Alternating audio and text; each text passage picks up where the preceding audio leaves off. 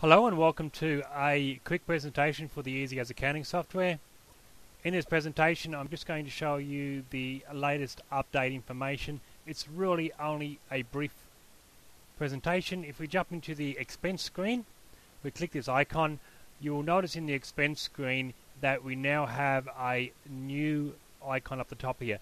Basically all that means is if you want to print a report based upon your method of income or your method of payment, which is the expense screen. Say you wanted to see the items you paid by cash, I click that, cash would come up. It doesn't matter what expense categories it belonged to.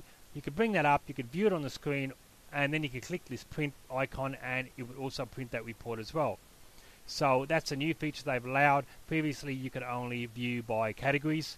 Okay, obviously of course these dates here, or this method here, works associated with the dates as per normal.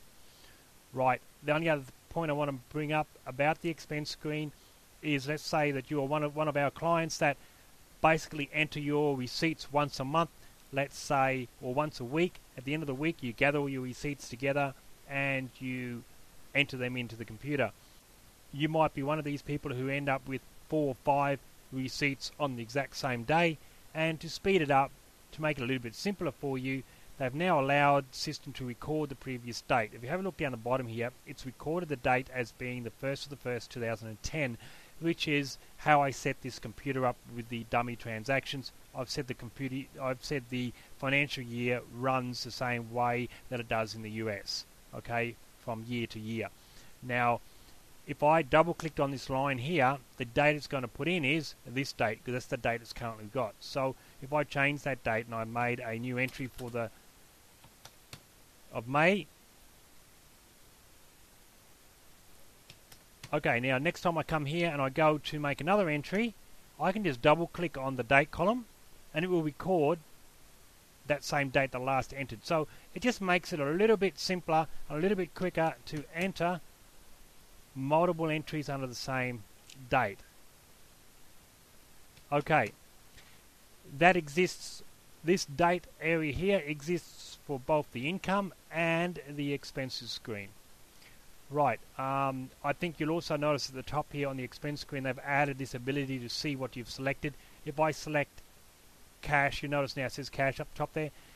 It just gives you a small tip so you actually know what you last selected, because sometimes you'll select something and there won't be any entries come up as per this, and you think, did I select the right thing? Of course you did. It just so happens that there is nothing in that category.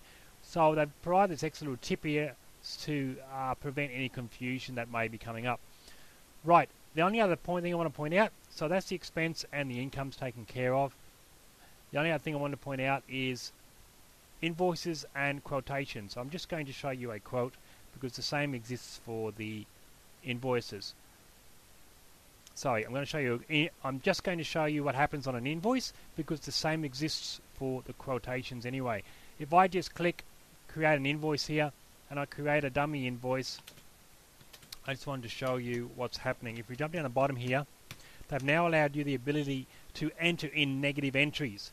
Previously you could only enter in a positive entry, which is normal. If this was a lawn mowing guy and he mowed 5 lawn mowing cuts for a customer,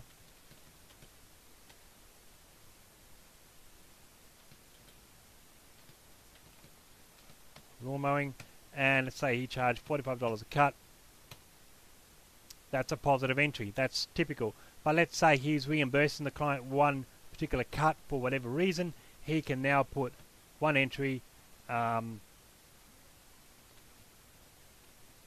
maybe it's a free cut or whatever, and now you can record that as a negative. If I press the minus sign on the keyboard and to 45, I can show that as a discount. So now we're taking that back off and it's reduced the price down the bottom here. Basically that's it. So they wanted to provide this quick update to you because it was a request that they had and they deemed that that was something that should be in the software. It wasn't made available, so they rushed through this update for you, and whilst they were at it they provided those extra little features in the income and expenses because they were some other requests that they've received in the past 6 months to do a couple more little updates. So they're the major changes I've done. As I said, this now exists also for the quotation screen. Okay, so the same thing exists. I'm not going to go through it. That's all I really needed to point out to you. Have a good day.